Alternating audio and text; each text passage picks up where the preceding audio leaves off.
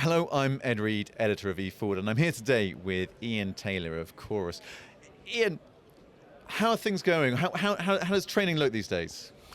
Well, it's a changing landscape. It's a dynamism that we're trying to capitalize on. So it's good. We're quite new. We started, my co-founder and I, out of one of the largest training providers globally in wind and oil and gas, and we kind of felt that the digital representation and the challenges being faced by a lot of our customers weren't really being solved by the kind of digital applications that were on the market. I think there's lots of changing requirements.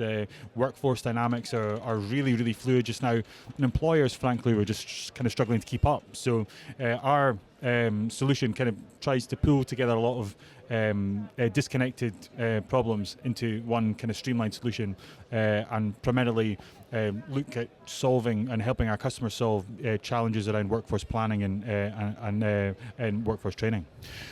And I mean, to boil it down, what sort of things should employers be thinking about to kind of keep obviously employees on board? I feel it's it's always very much the kind of the talk of the town, isn't it? Kind of jobs and skills, right? Absolutely is, and I think it's been talked about. It gets a lot of attention because it is a real challenge, and I think that our big learning, one of the big reasons we set up Chorus, was we looked at how the challenges that our customers at the time were facing were much more nuanced than I think some people make out, certainly in government. So when you look at, for example, the transition from offshore oil and gas to offshore and onshore wind, it's not a very linear transition from moving one workforce, down manning one day and then up manning another. It's far more nuanced. So we found that actually a lot of the challenges being faced by customers were quite uniform across like the utilities and infrastructure sector. So challenges in high hazard industries were quite broadly similar and not just restricted to that of the energy sector. So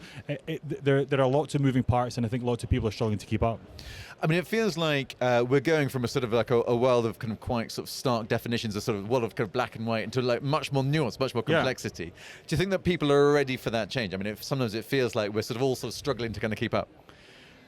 No, I think our primary market research kind of indicated the digital awareness and willingness to adopt is still quite low. I think we spoke last night about a scenario where I've just been asked to print off an Excel sheet and sign it and then scan it back in and send it. So digitisation is still not fully fledged partly because what the requirements a lot of high hazard industries have are there's no margin for error. You physically can't get it wrong. So adoption is slower. I think there is an appetite to do it, but I think the pace of change in technology really mandates that we need to look at subjectively, and the challenges that industry faces, our customers face, are one that can't be solved quickly or without the use of supporting technologies like AI.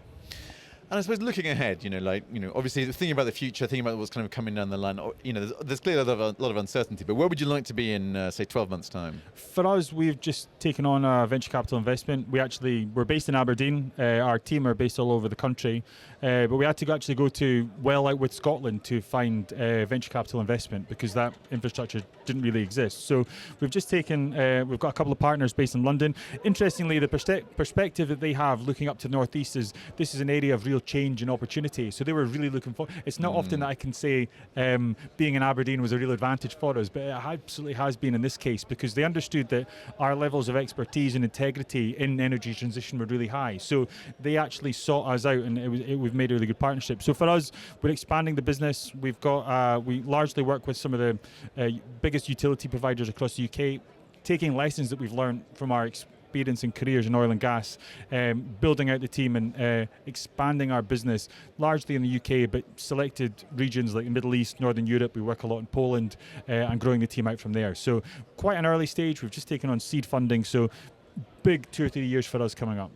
And are there sort of particular things that you need to achieve that will help you achieve those goals? I think in industry, I think the lack of certainty amongst big infrastructure projects is tough to deal with. So I think we've obviously got the windfall tax, which affects sanctioned investment decisions in the oil industry. But I think from more wind or more nuanced energy sector, I think clarity from or even a defined and agreed strategy would be really helpful. I don't think that really exists at the moment. Yeah. And in terms of sort of opportunities ahead, is there anything you're looking forward to? I mean, obviously, it feels like on the one hand we see the windfall tax. On the other hand, there is impressive strike prices for AR7. Yeah. There are some of these kind of quite interesting opportunities coming through. New support for CCS. Is there anything that you've got your eye on?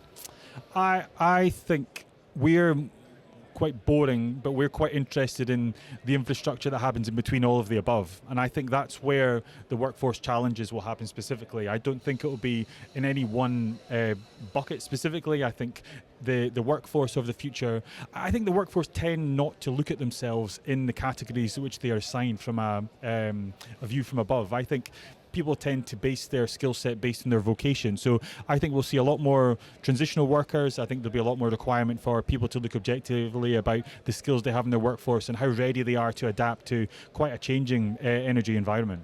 So I suppose there's kind of a question of complexity there for employers and companies, but also for employees about how to navigate this kind of new world. Absolutely. I think clarity and visibility of where you are and what you're doing. And the other challenge that we deal with quite well, because we have unique experience from the oil and gas industry, is that invariably all these industries that we're discussing are operating in very high hazard environments. So there is no margin for error. So transitioning workforces in a high hazard environment is really complex, it's really detailed. You need to have an infrastructure or a tool like ours to help you map and plan that. And I think for us, we kind of see the complexity as an opportunity for us. Perfect. A great note to end on. Thank you very much. Thank you very much.